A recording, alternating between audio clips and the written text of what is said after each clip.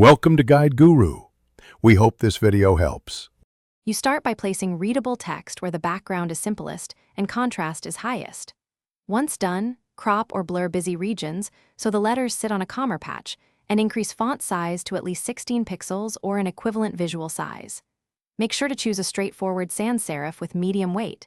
You want shapes that survive scaling. If the image is noisy, reduce saturation or add a subtle vignette so your text competes less with the scene. You now improve separation between text and image by adding a block or pill behind the text. A semi-opaque rectangle at about 70% opacity often preserves the photo while boosting legibility. Once set, add a subtle outline or drop shadow. Small blur and a 45-degree offset creates consistent depth without haloing. Make sure to check contrast. Aim for roughly a 4:5 ratio for body text and adjust opacity, color, or weight until the letters remain distinct on all preview sizes. You finish by polishing and testing. Preview the image at its smallest and largest display sizes, especially on mobile.